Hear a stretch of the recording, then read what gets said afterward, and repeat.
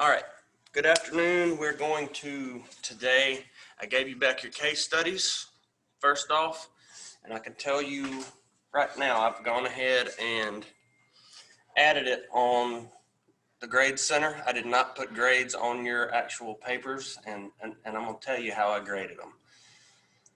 It was based on one of the main things were goals and objectives were one of the big things that were on there. If they were written correctly, if you took the time and the effort to give me the other parts, you could get all the points. And I had people that did exactly that. And I basically looked at the best ones I had, and I gave nobody, I think, lower than 35 points out of 50, which I think was fair for the situation.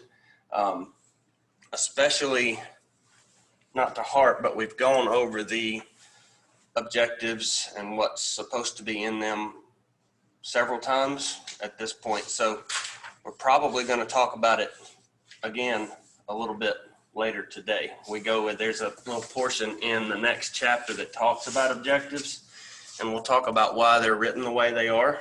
Don't overly fret. You can get on Grade Center and look, but don't worry about what you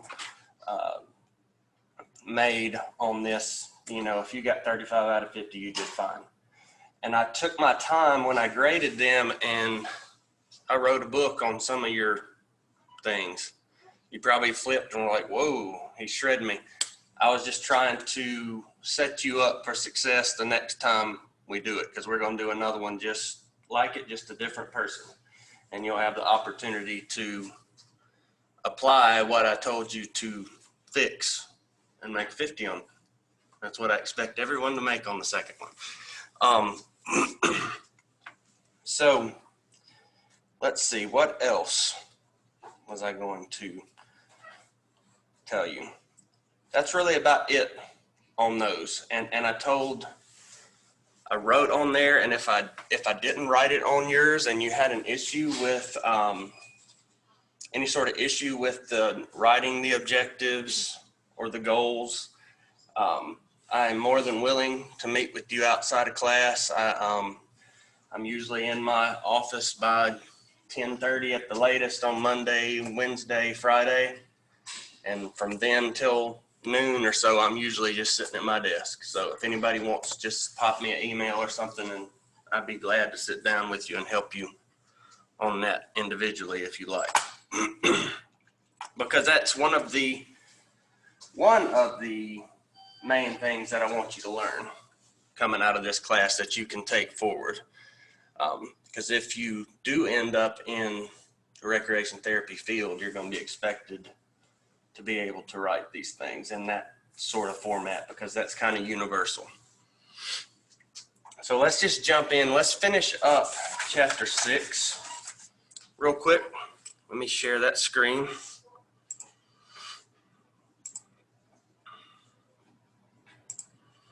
All right, we should be here. This is where we got to last time, and we're talking about instructional techniques. We're teaching our clients, our patients, either a skill, a new activity, rules to a game, whatever it may be, something that's going to help them with their health.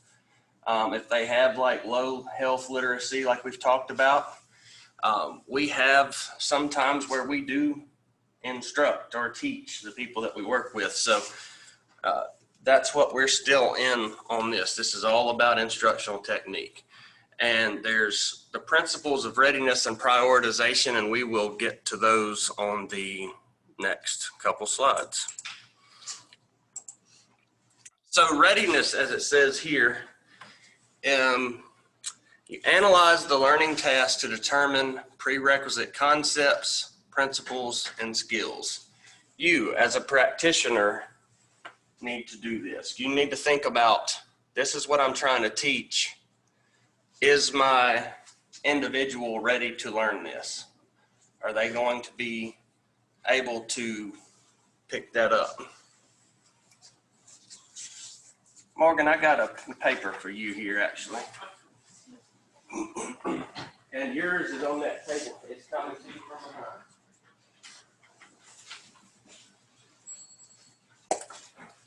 I told them guys that I didn't put grades on those. They're on the grade center on Blackboard. Most of y'all did pretty well. We're going to do another one for sure. I gave good instructions on, like I took my time grading each one and wrote paragraphs on some of them. So that will help you to give me what I need the second time. So that's that. And we're talking about instructional techniques again today. We're going to finish up this chapter 6 is the first thing we're going to do.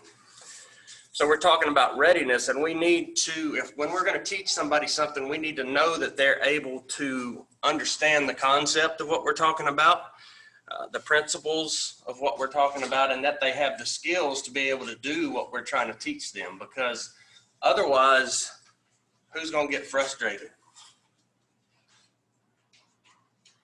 Me and them, probably. It's a no-win situation there. If they're not ready, if you're doing something above what your individual is capable of learning, then it's kind of a moot point to do that.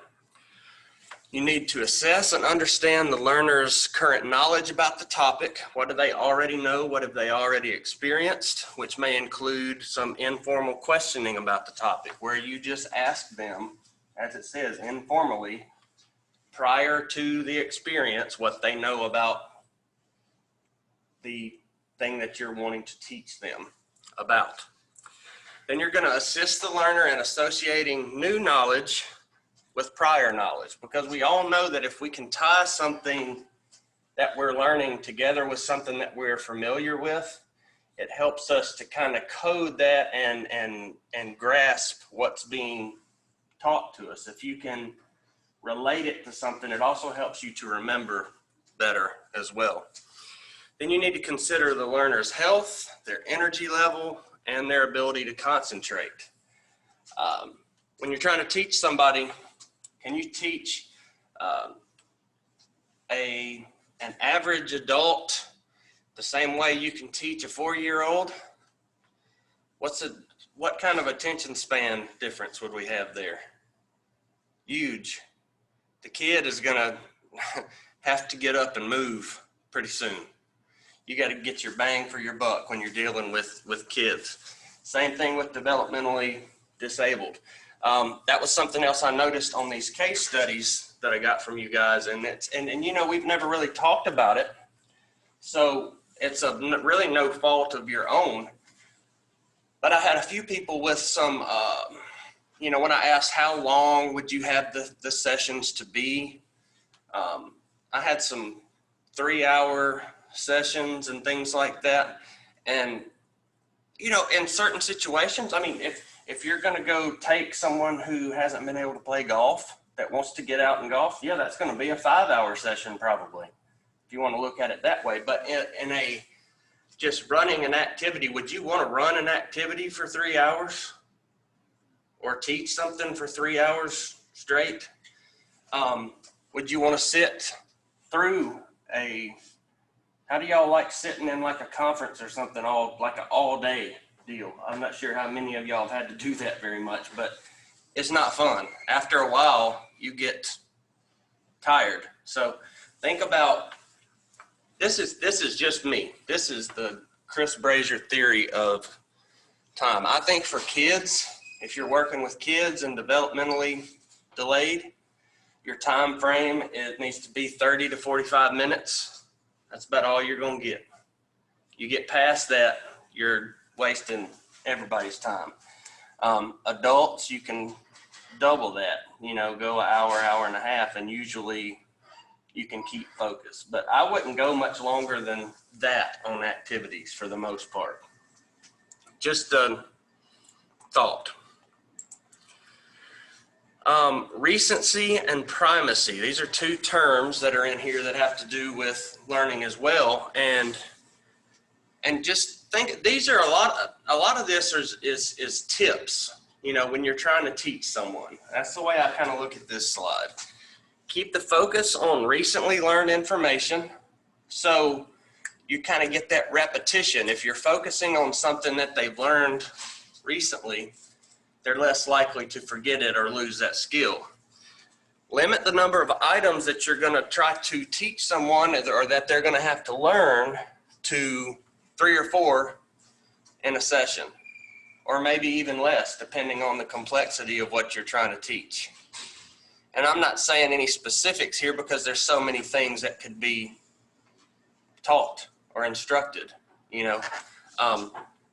But don't overburden them with so many topics and so many things that they have a hard time comprehending it all. It's just too many.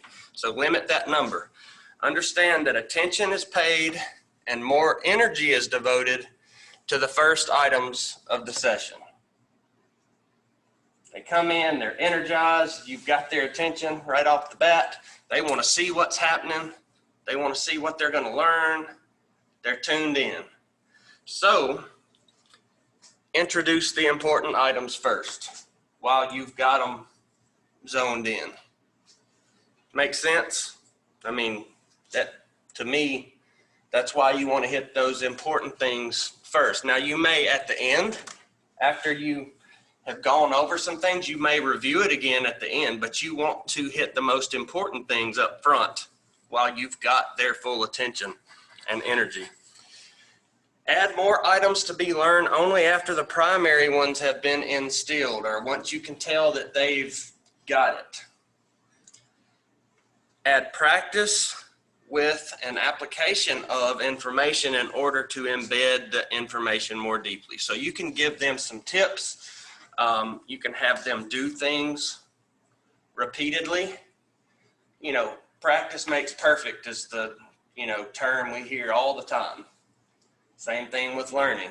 I mean, if you made yourself flashcards for the, to learn the abbreviations in the 388 class, the more you went over those, the more you learned them, things like that. It's just, that's practicing. You're applying the information, especially if you're teaching them something that they physically do. Have them do it, and they're getting not only memory from the mind, but they get muscle memory, and that helps them to remember what you're teaching them as well.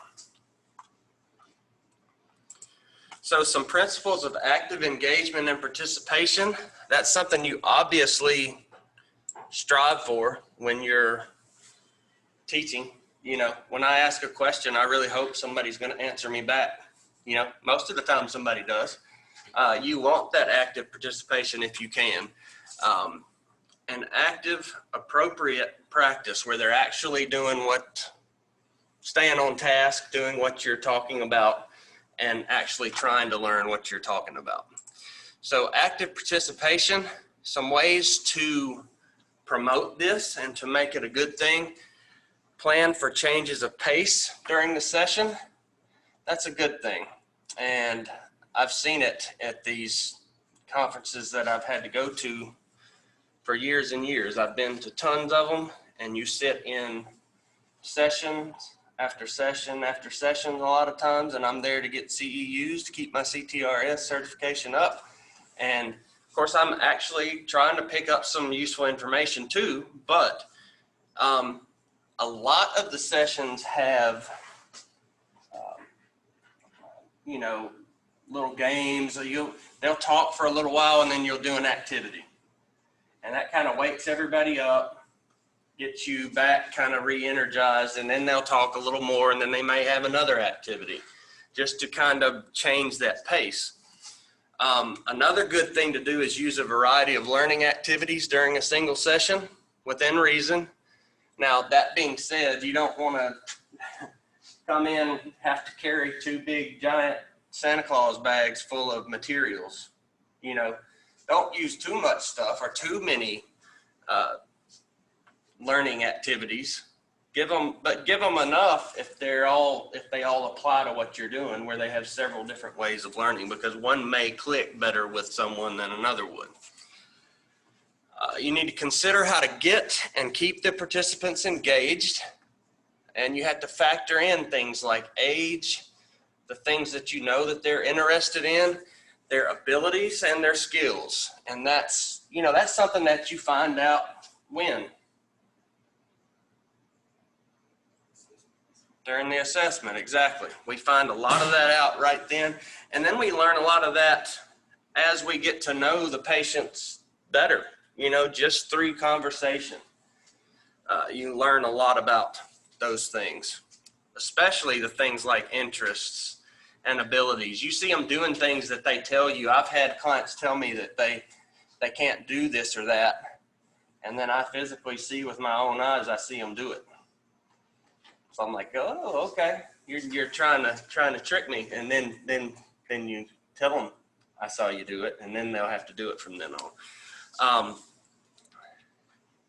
Encourage authentic problem solving, self-reflection, and evaluation during learning. You want people to think, not just sit there with you talking to them. You want them to be thinking about how it applies to their life, and you want to open them up to that and say, think about times when you dealt with this.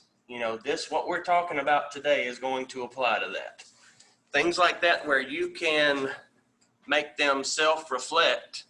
That's another thing that will help with instructing, because they're really putting that emphasis on themselves and how it affects them and how it's going to help them.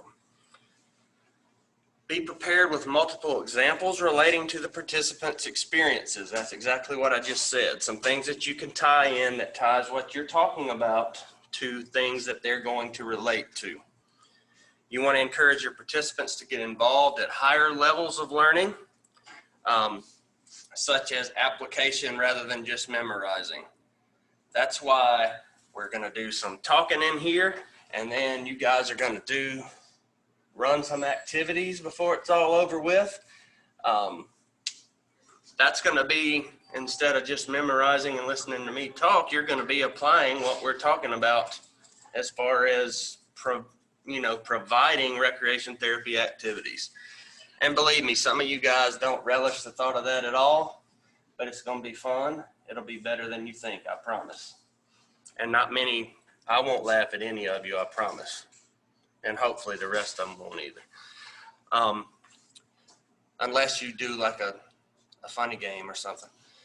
Understand that different people have different learning styles. We've talked about that a lot. So variety can help enhance learning for each person in the group. And we'll talk a little bit more about learning styles in the next slide or two. So what we were talking about with active, appropriate practice, you want to give them authentic experiences where the learners can practice and hone their skills. Space out the practice over a period of time. You don't want to just cram it all into a very short period of time. You want to if you can give people homework to work on, I used to teach golf lessons at one time, and I would have them, for 30 minutes at a time. I'd have one-on-one sessions, and yes, we would work on a ton of things during that 30 minutes. But you know what I would do at the end? I'd tell them, all right, when you go home tonight, I want you to get in your hallway or somewhere, and I want you to practice on this or that. I would give them some tips, some things that they could take and hone their skills when they weren't at the golf course, when they weren't with me. And that was something that they could take with them, and it spread the learning experience out over time. It also kind of kept it on their mind, and you build up like some muscle memory like I'm talking about, because we were talking about physical skills that we were doing. You space it out over a period of time, obviously. Start with the simplest skills. This is important. This is a good tip. When you're teaching somebody, let's just go to golf. And I don't know how familiar all you guys are with golf. I was really, really big into golf at one time. So that's the easiest one for me to go with right now. I wouldn't just tell somebody the first day, all right, grab your driver, which is your big club that you hit off the tee. Grab your driver, and we're just going to come out here and rip some. I want to see what you're going to do. That's not how it's going to start. We're going to talk about how you grip the club. We're going to talk about your stance. We're going to talk about bending your knee. Things like that. You got to break it down. You can't just jump straight into something that and skip all those little pieces. So you start with the simplest skills, gripping the club. You have them do it a bunch of times, especially if you're working with kids. My 7-year-old makes me want to wring his neck because I've had him hold golf clubs and swing golf clubs 100 times, and 2 days ago he grabbed it and had his hands backwards. I didn't strangle him, but I felt like it. I'm just saying, that shows how, and it's been a while since we've done it. That shows repetition, especially with kids, people with developmental disabilities. They need that repetition, and it's that if you don't use it, you lose it kind of thing. That's what happened with him. He's not dumb. He just forgot, So start with the simplest, move to the more complex. You want to provide a variety of practice experiences, different settings or scenarios to help broaden the participants' learning and skill application. So you may need to tell them where what they're learning is going to help them. It's going to help you with this. It's going to help you at school. It's going to help you when you go to church. It's going to help, whatever you're teaching them, tell them how it's going to help them and scenarios that it's going to be useful. If they see something as being useful to learn, are they going to concentrate more on trying to learn what you're telling them? If you can prove to them that it has a useful side for them, absolutely. Intersperse practice times within learning sessions. I taught golf class here at Ole Miss years ago, way back before I had this gray patch in my beard. When we went out there, we had to, at that point, and it was the 1 hour EL, leisure class. Of course, they all just want to come out here there and hit golf balls on the range, and that's what I wanted to do when I took the class when I was taking it. But we had to give a couple tests during the semester of like golf knowledge as well. So what I would do is we would start out, I'd give them a little spiel, go over some things, tell them some important things for like the test. Then we would hit for a little while, and then I would talk for a little bit, and then we would work on putting or something like that. I would break it up by throwing in some learning sessions in between. Or if I saw a group of people, of course I'm looking at 20 students hitting golf balls. If I'd see a bunch of people doing the same thing, without just calling somebody out, I'd say, okay, guys, let's look. Now, I see a lot of people doing this, and this is something that you got to watch out for. And we would talk about that. So we would throw in a learning session during the middle of the activity and then get right back to it. I wouldn't take long time periods and interrupt them. So when we're teaching, again, we've talked about how everybody's got different learning styles. And I'm sure that there are people in this class that have each one of these as their best learning style. You got visual, which is just obviously seeing something is how you learn it. Auditory, some people can retain better by hearing things. If you listen to something over and over, it may really stick with you. Like I say, it's like taking notes. Some people need to scratch down everything that your teacher's saying because you got to have that. And you want to be able to read it when it's over. Some people can sit there with their pen in their lap and they look like they're not engaged, but if they're listening, that may be their learning style. So I, as an instructor, I'm not judging anybody because I know that you guys all learn differently. Some people are far better off looking up here at me and listening than they are scribbling down every word that I'm saying. And that's just all about the individual. Everybody is a little different. And then there's kinesthetic learning. Anybody have an idea what that would be? Touch. Yeah, it's actually using where you feel what you're doing. And I keep going back to the golf thing now. Sorry, I got golf on the mind. So something that we do Here we go. And this is going to, this is a part of, we'll just hit it again real quick. On the things that I handed back out to you, your case study, and for you guys that aren't here, when you get them back, you'll have this stuff to see. One of the main pages that I critiqued was, I believe it was the planning page where people did goals and objectives. And break it down short and sweet right here. Goals are short.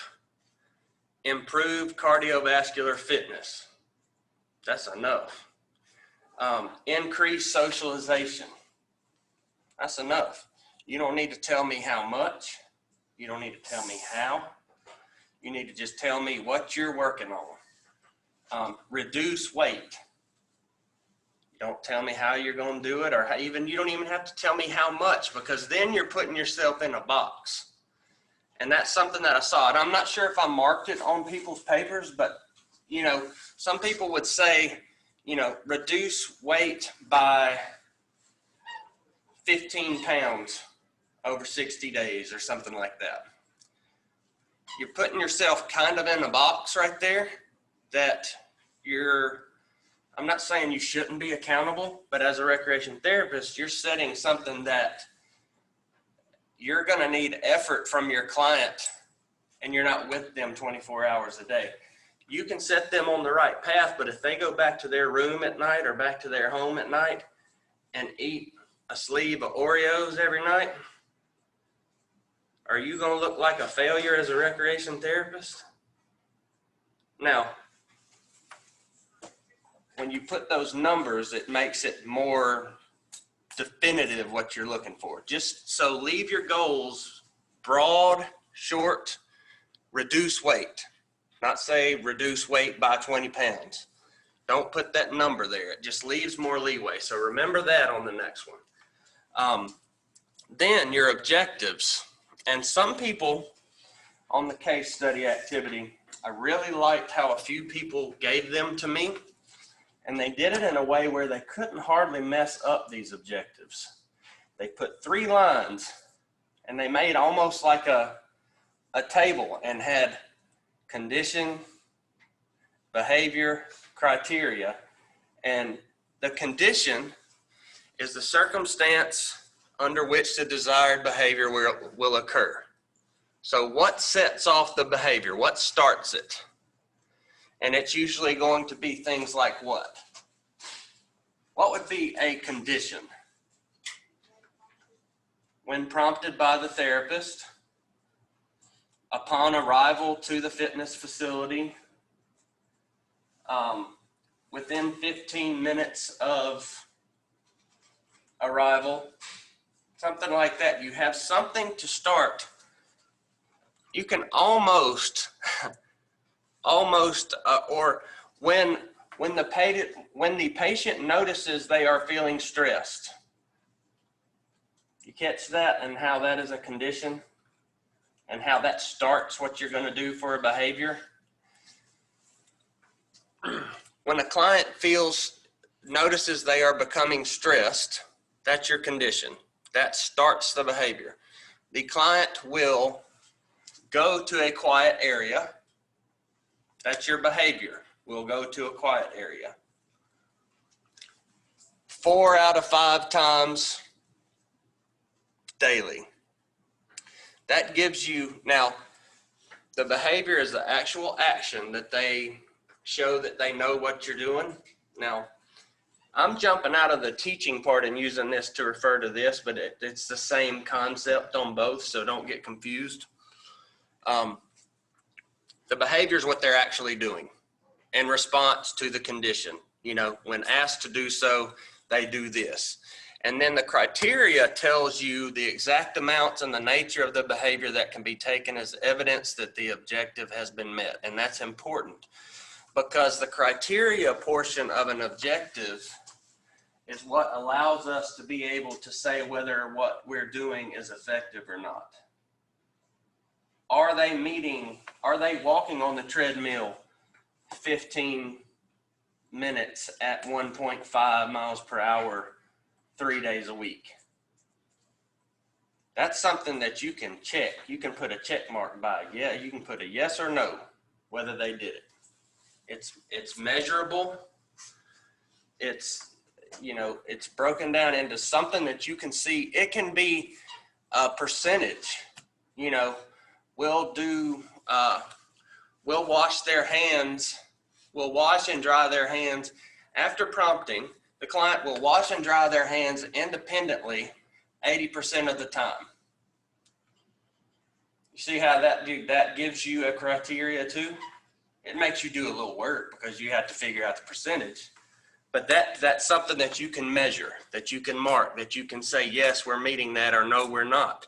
And that tells you whether or not you need to step up your objective or step down your objective. If they're consistently failing to meet what you're asking, then there's two things that can be addressed. Either it's too hard for them, or you need to have a sit down with them and see if they're actually putting forth the effort that they need to, because we've spoken about it a little bit. It's our role as a recreation therapist to make our patients understand that we can't do it all, that they're part of the team with us, and they have to buy in and give us the effort that we're asking them to give if they really want to see benefit. So sometimes when people aren't meeting objectives, that's what it is. They're really not giving us 100%. So it matters. All right. For time reasons, and y'all are all big boys and girls, I want y'all to take some time, and I want y'all to go. This is all in chapter 6, because these are hard to explain in words to you guys in ways that you're going to get them. I want you guys to go in your book. This is something that I'm just going to leave on you, and go over these learning taxonomies. You can find them you can come in here and look.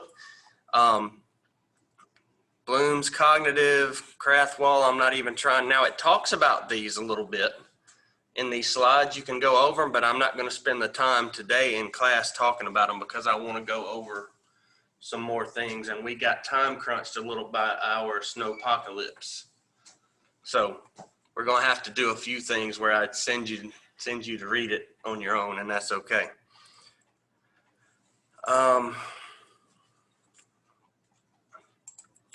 All right, now we'll talk again here on 26. Different instructional methods. Lecture, discussion, role play. You guys be honest with me here.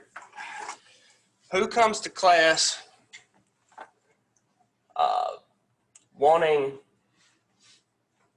that actually prefers just like a lecture, where you feel like you're going to be able to sit in your chair and be left alone and not ask any questions and made to participate in anything?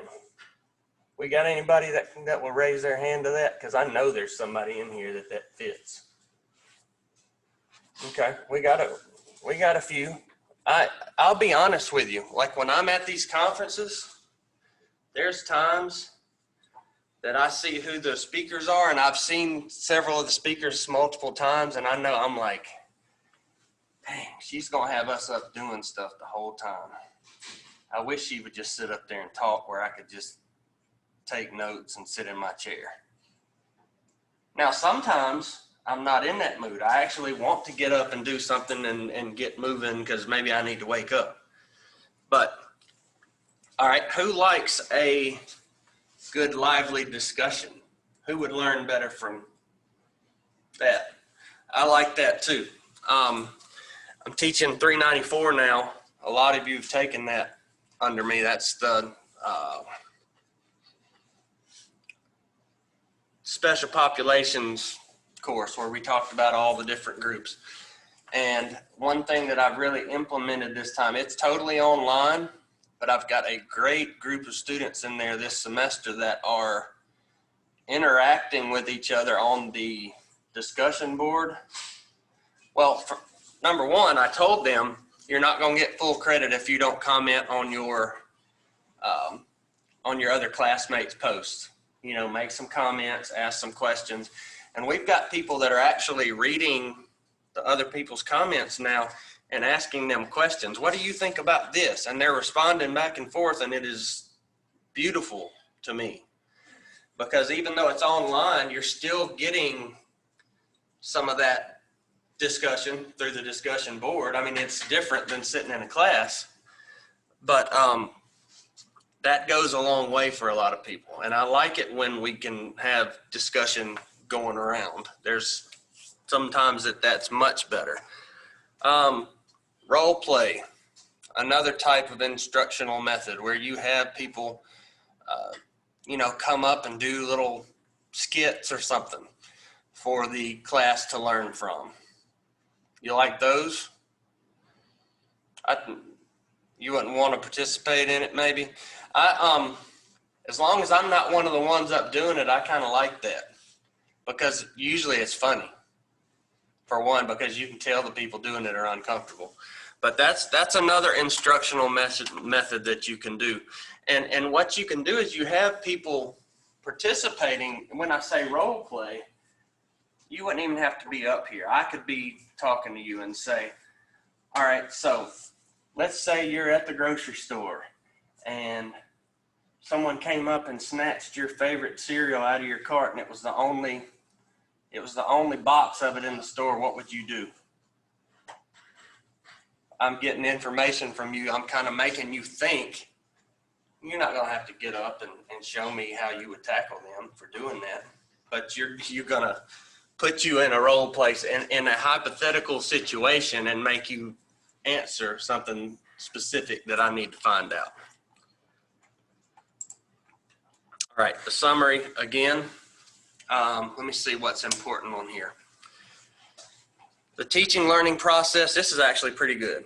It involves A, receiving information. So you have to factor in how well the person you're talking to can receive it. What are some things that factor into that? How well they are receiving your information? The environment. What was the other? The type of words you use. Absolutely. If you're talking above their head with your vocabulary or something, it can make a huge factor. What else? Your tone. Whether or not I'm enthusiastic when I'm trying to teach you something is going to make you feel like it's important or not important. Anything else come to mind? Body language plays in. You can tell how somebody's feeling. What if somebody's hard of hearing? That can play a big role. They can hear, but they're hard of hearing. You're going to have to talk to them and teach them maybe a little different, give them some different options. Absolutely. I've had that in classes before, and it's kind of a challenge. Language barriers, intelligence in general, like developmental level of intelligence is going to play a role in how they receive the information you're given, how long it takes them to process. So they receive it, then they have to process it. And we talked about how in, say, children, developmental disabilities, groups like that, they take longer to process than you or I would take to process information that we're giving them. Then they have to evaluate what we've talked about. And basically when we say that, what are they saying when they're evaluating what is happening? We've told them something. They've processed what we said. They understand what we just told them. What are they doing when they evaluate it? What are they deciding? Partially, yes. Whether they trust me, which is going to be, do I believe them? Is he telling me the truth? Will this actually affect me? Is this important to me? That's the evaluation that means the most. Whether they decide it's something that's important or not. Because if you don't think something's important, are you going to really try? Not really. You might put up a front, but you're not going to learn. And then once they've evaluated it and decided that, yes, it's worth my time and it's worth my effort, then encoding or storing it. That's when they actually take it in, they believe it, they try to learn it, they practice it, and they get better at what you're talking about. The primary learning styles: visual, auditory, and kinesthetic. Kinesthetic is touch. We know what visual and auditory are. Writing clear behavioral objectives are going to contain, as we said, condition, behavior, and criteria. That needs to be fixed. So criteria tells us what? In an objective. What does criteria give us?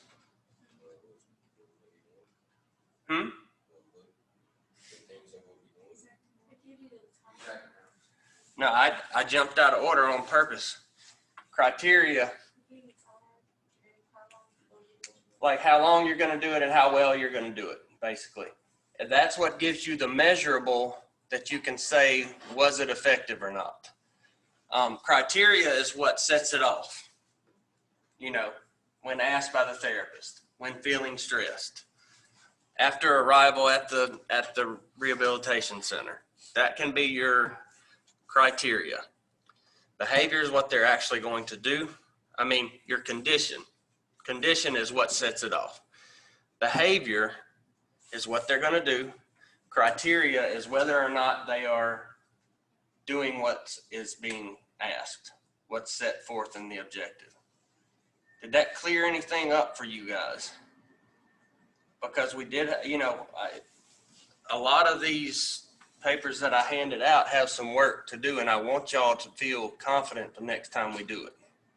Matter of fact, I would like the next time we do that, and I'll remind you when we get there, I actually want people to write them with the 3 items broken up to help you remember and to help me identify as I'm looking through at them. This is what they see to be the condition. This is what starts it. This is the behavior. This is the criteria. They're all going to be in separate sections where I can follow straight down and read, and it's going to help train you to put those 3 things there. I had people that had the behavior and the criteria and no condition, no starting point. You know, what sets it off? You got to have something that's going to start it. All right, I'm going to stop share there. Let's see here. I'm going to show y'all another video real quick.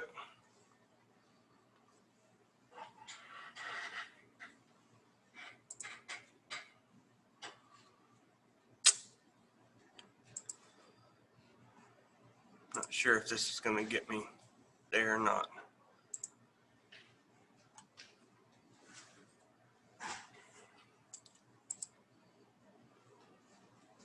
Let me pause it, unshare, and go back to it.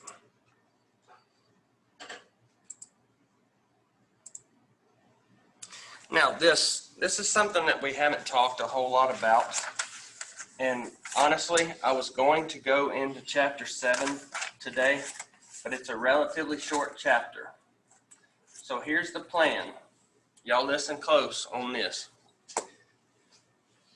We are going to, next Tuesday, we're going to do chapter 7, and I'm going to give y'all either a review sheet to take home, depending on the time that we have, or we're going to have a review in class talking about things that are going to be on the test. I'll quiz you or whatever we need to do. I want y'all to know what's, can have an idea. Well, I can tell you it's going to be chapters 1 through 7, the materials from there.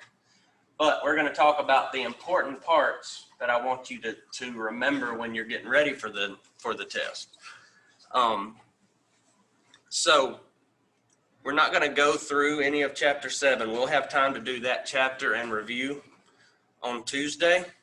So if you're not here today, come see me on Tuesday. It would be in your best interest. One other thing that I want to talk about, just as a reminder to you guys, and preaching to the choir because all you guys are here today. Remember, if you look at this class, you get points for being here. You get points for having your butt in that seat right there. That's a pretty easy way to get points. Okay? I know people are going to get sick. I know things are going to come up. The more you're here, the more attendance points you're going to get. So do your best to be here if you can. Now, I understand things come up, but that's just my little pep talk for trying to make it, because you actually get points for being here. Which is, I like that better than docking you for missing 5 classes. It feels better to me to give you points for showing up rather than to take them away because you missed too many times. That's something else that I'm going to look at if you're right on the border of a grade. If you've been here all the time, that's going to help you. Just something to remember. I'm just being honest on that. Let me see if I can get this sound right on the first try today. I actually think we're already there.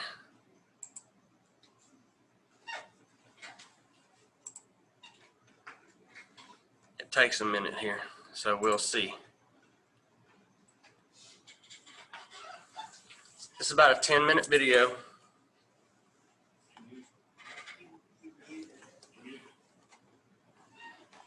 Yep, I am. Thank you.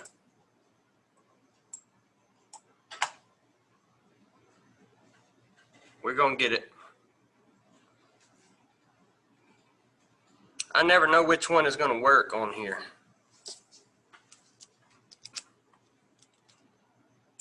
There's a rich literature around the issue of reminiscence. Is that coming through the ceiling or just from up here?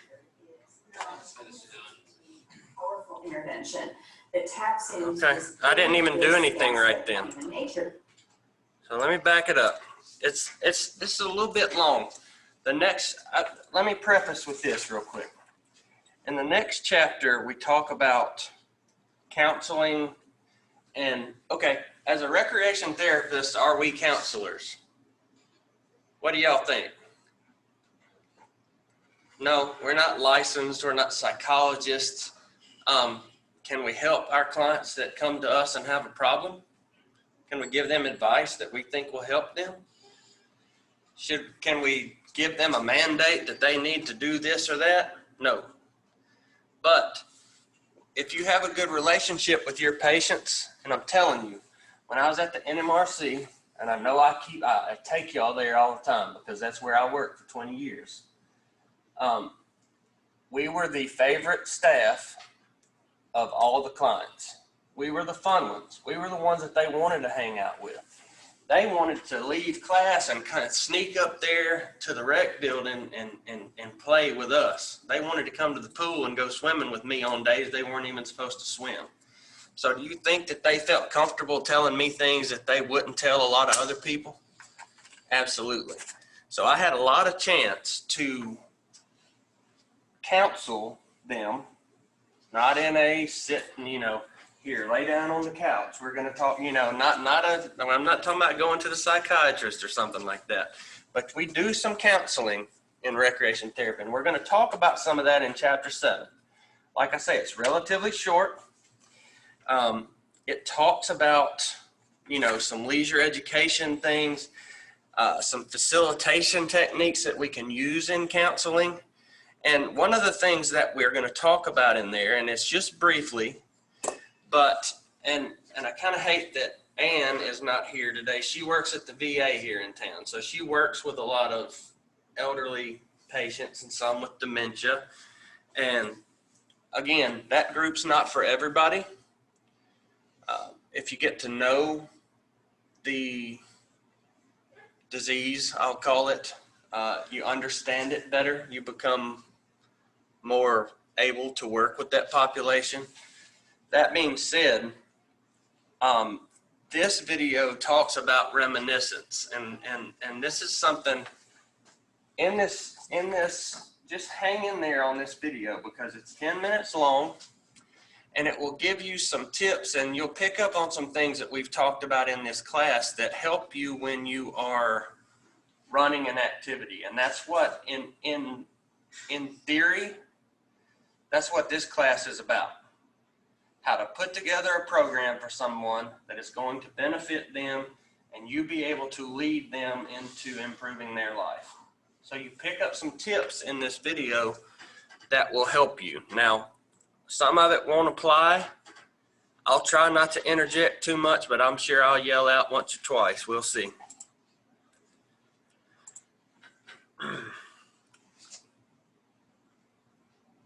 Do you guys know what reminiscence is all about? In a nutshell, what are we doing?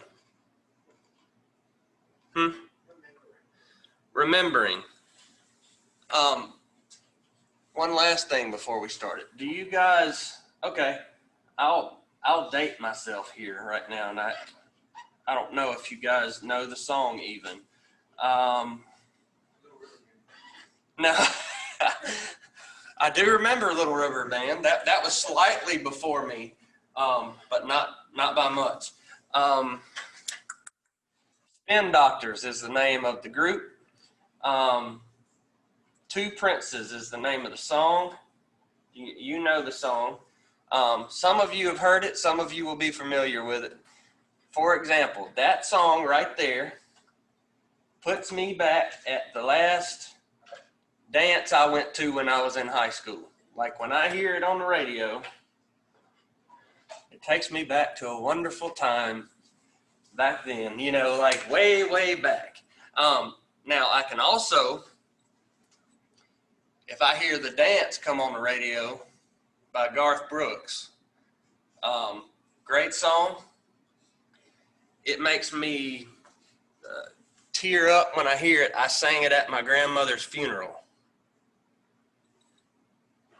Music takes you places. You know, like, so music is something that's used in reminiscing a lot. You see that with elderly, you know, that are getting into that stage and they can't remember a lot of things. They can hear a song and all of a sudden remember your name, remember all the words. Did anybody see the video that was kind of viral for a little while, and it was this very severely affected Alzheimer's dementia patient that used to be a ballet star? Did you see that one, what I'm talking about? Very frail. You can tell that she's not active and not able to do things, but she danced in Swan Lake, I think it was. Gosh, what was it, 50 or 60 years prior? They started playing that music, and she was sitting there, you know, beforehand, just flat-faced, no joy, no nothing. And that music got going, and it started hitting those, you know how the music for a ballet it starts hitting those high crescendos and stuff, and she was throwing her hands, and she was doing, I mean, she was into it. She saw it, at least. I'll try to find that if I can remember it, because it tells you how music and discussion, like they're going to do here, can take you back to places that you have forgotten. You know, so reminiscence is a good thing. So don't discount what we're showing, even though this may not be something or a group that you can see yourself working with. And I got a big mouth today, so I'll shut up and watch it.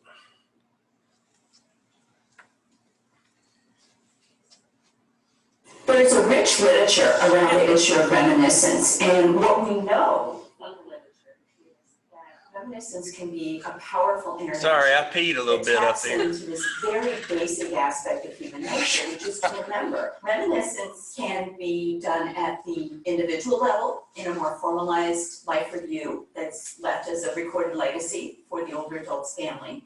But it can also be just a fun activity that can be something that older adults without memory impairment can engage in. And it's not the product of what comes out of that. It's the process and the enjoyment that the person experiences while they're engaged in it. The Alzheimer's Association is really the world leader in Alzheimer's care and support, and we got involved with a reminiscence work group a couple of years ago when St. Louis University and the Veterans Administration were interested in developing a reminiscence work group, and we served as the trainers on dementia-specific support. And from there, it led eventually to the chapter developing our own program called the Cardinals Reminiscence League. And now we're involved in creating a toolkit that others can use. I heard about the idea of the Cardinals Reminiscence League first from Dr. Morley from St. Louis University, who had recently I'm gonna say visited they're in based around Scotland St. where Louis somewhere, they since the had a Cardinals are their football, big or thing. what we would call soccer reminiscence league that was very successful, working with people who have dementia. The goal of the Cardinals Reminiscence League is to enhance support for individuals with dementia and to help improve their mood. It helps to keep them socially engaged and to provide meaningful activity for the person with dementia. It's not about me or Marion or whoever's facilitating. It's pull these people in, make them feel comfortable with sharing some of the things that they recall. On your scorecard, it indicates that we're going to talk today about Whitey Herzog, Whitey Ball, in the 1980s. Anybody remember the 1980s and Whitey Ball? That was a fun time, wasn't it? And I also indicated Jack Buck, but after I started doing research on Whitey and the 80s, there's just so much material.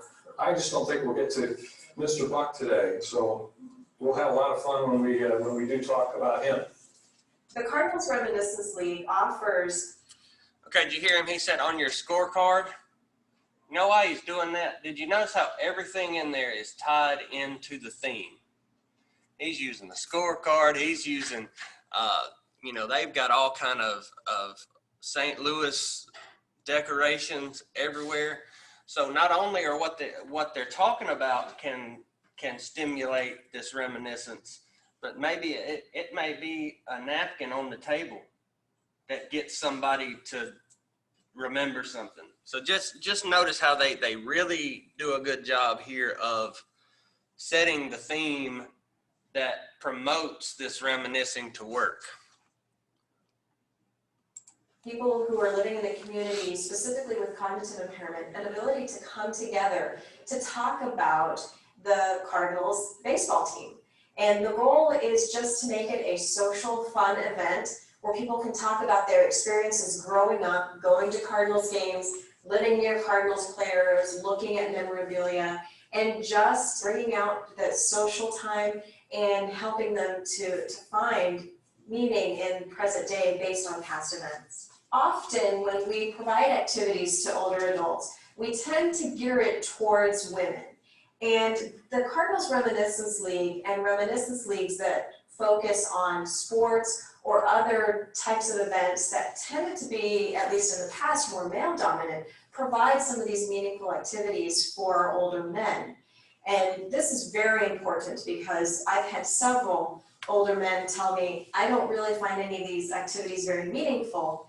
And this is one that we can offer them that could be a little bit more up their speed. I also think it's important that we have males in a leadership role in the group. And I think having a male leader of the group is significant and helps the men to feel more relaxed and at home in the group. And it really, just being in that sort of male environment may be a part of what sparks special memories.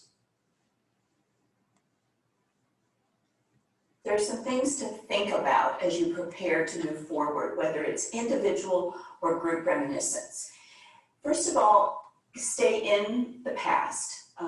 If the person is comfortable there, if they're retrieving memories from the past, that's an important place for them to be. You can make an attempt to link it to the future or the present, but if they're having a good time in the past, let them be there. It's also important that you not challenge them on facts necessarily. The truth, as they remember it, really is much more of the issue than whether or not they got a particular fact correct.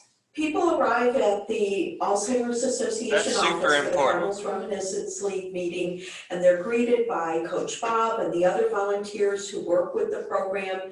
The room is decorated with Cardinals memorabilia, and we have white tablecloths and red decorations, and there's usually snacks that are somehow related to baseball, so we might have popcorn and Cracker Jacks and no beer.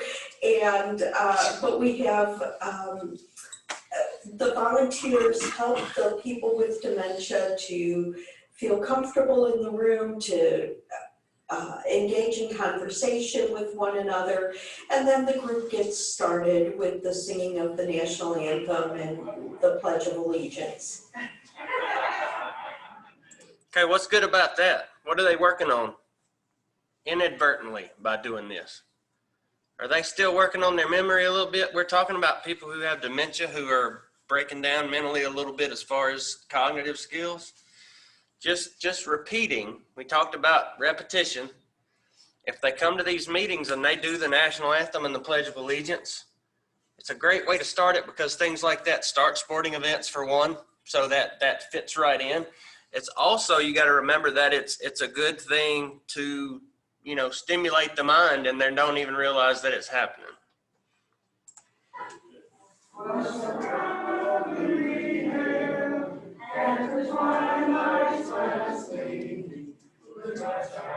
And most of them are going to remember this, even if they can't remember people's names. They know this stuff like this. Cardinals Reminiscence League is a strengths-based intervention. It really gets around the disability that people with Alzheimer's or other types of dementia have.